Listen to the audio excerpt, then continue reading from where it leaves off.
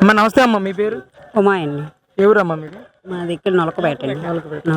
ఏంటమ్మా, ఎలా అనిపించింది జగన్ గారి పాలన? చాలా తక్కువ వ్యవధిలో మన రాష్ట్రానికి సంబంధించి ఎలక్షన్స్ కూడా ఉన్నాయి ఇంకో 10-15 రోజుల్లో. సరే, ఎలా ఉండబోతుందంటారు? అసలు ఆ జగన్ పాలన అయితే అస్సలు బాగాలేదు సార్. మాకే కాకుండా మేము ఉన్న ఇటువరకు వేరే ఊర్లో ఉండేవాళ్ళమి. ఆ ఊరు మొత్తం జగన్ పార్టీయే. అయితే కొన్ని రోజుల తర్వాత వాళ్ళు ఏమన్నారంటే అసలు జగన్కి ఓటేసి మేము చాలా తప్పు చేసాం అనిపిస్తుంది మేడం అని అన్నారు. ఆ ఊరు మొత్తం జగన్ పార్టీయే. వాళ్ళ పార్టీలోనే వాళ్ళకి వ్యతిరేకత వచ్చింది. అంటే ఆయన పాలన ఎలా ఉందో ఆయన చూసుకోవాలి. ఆయన ఒకటి వాగ్దానం ఇచ్చాడంటే అది చేస్తాను అనేసి ఓప్స్ మీద ఇవ్వడం, మామూలుగా మాటే కదా ఇచ్చేస్తే ఏం పోయింది అన్నట్టుగా ఇస్తాడు. ఆయన అలాగ ఇవ్వడం కూడా అసలు ఆ రోజా కూడా లేడీస్ని చాలా అసలు ఆ మాటలు అసలు బాగోవు. మళ్ళీ అసలు ఏంటి అభివృద్ధి చేశాను అన్నాడు. ఏం అభివృద్ధి అసలు? చిన్న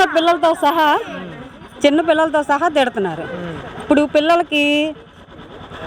పిల్లలకి ఇప్పుడు అమ్మ ఒడి ఇవ్వాలంటే మామూలుగా ఇప్పుడు తల్లిది ఆయనది జాయింట్ అకౌంట్ కావాలంటారు.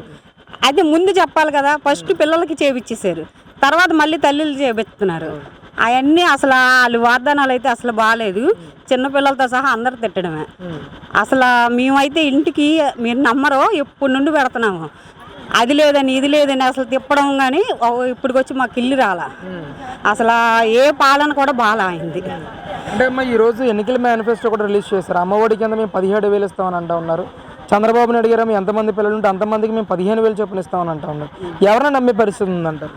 చంద్రబాబు నాయుడు అయితే 100% నమ్మచ్చు సార్. ఎందుకంటే ఆయన చెప్పినట్టు చేస్తారు, చెప్పిన పని చేస్తారు. నేను చదువుకున్నప్పుడు నా చిన్నతనంలో కూడా అసలు చాలా చేశారు.